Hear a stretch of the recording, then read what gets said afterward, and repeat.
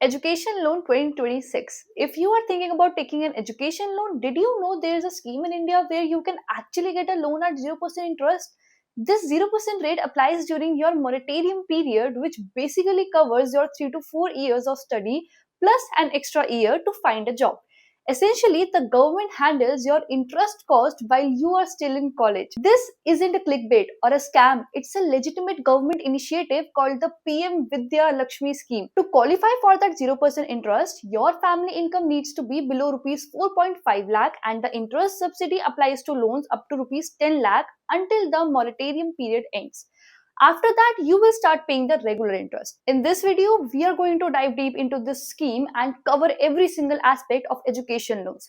How to get one easily, how to lower your interest rate, and who should actually consider taking one. We'll be using SBI, India's largest bank, as a primary example since most banks follow a similar process. I actually took my own education loan from SBI, so I will be sharing my personal experience with you as well. The 6 categories of SBI education loans. SBI broadly offers loans under 6 different categories. First is PM Vidya Lakshmi Scheme, the government-backed subsidy scheme we just mentioned.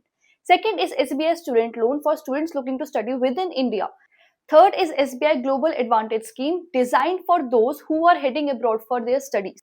Fourth is SBI Scholar Scheme, exclusively for top-tier institutions like IIMs, IITs, and NITs. Fifth is SBI Skill Development Scheme, specifically for vocational courses. Sixth is SBI Takeover Loan Scheme. If you have an existing loan elsewhere, SBI can take it over. In this video, we will be focusing on the first 4: PM Vidya Lakshmi Student Loan, Global Advantage, and Scholar Loan, as these are the most common. Now, how does education loan work?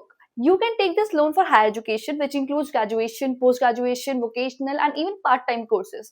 The main requirement is that you must already have an admission offer from a college. Simply put, if you have got the seat but you or your parents don't have the immediate funds to cover it, you can approach the bank and they will sanction an amount based on certain conditions. Loan amounts by scheme. PM Vidya Lakshmi up to rupees 10 lakh with interest subsidies depending on income. Full subsidy below rupees 4.5 lakh income. 3% subsidy for income between rupees 4.5 lakh and rupees 8 lakh.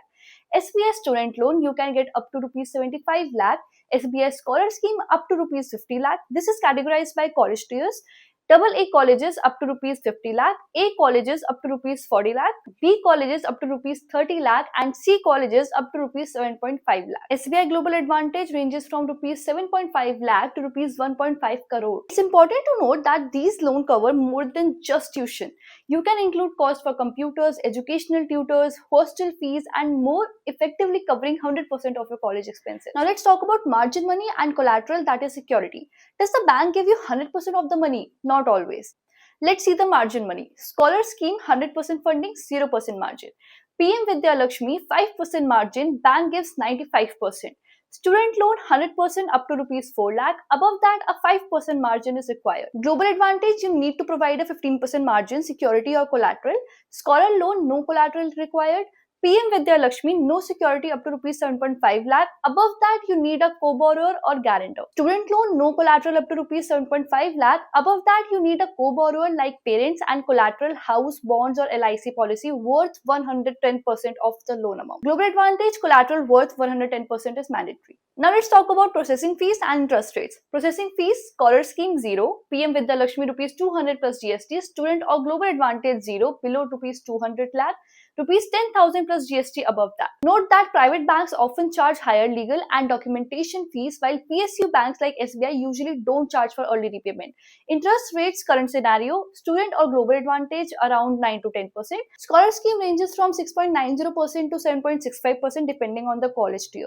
Special concession, female students often get a 0.50% discount on the interest rate. Don't forget to negotiate this. Floating rates, these rates are linked to the repo rate. As RBI cuts rates, your loan interest will also drop. Disbursement and repayment. The bank doesn't give you all the money at once. If you have a 2-year MBA with 4 semesters, the bank will disburse the fees semester by semester directly to the college. Your interest starts accruing from the first disbursement. However, you get a moratorium period, course duration plus 1 year to find a job before EMIs start.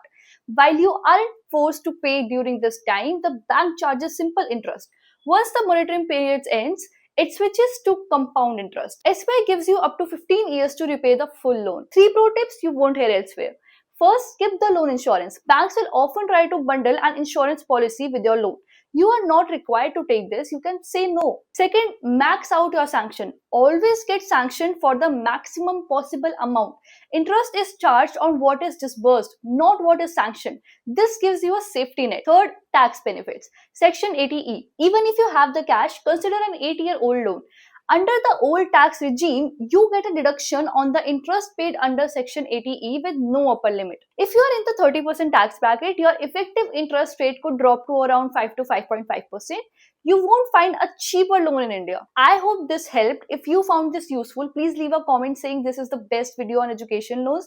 It really motivates our team to keep doing this hard work for you.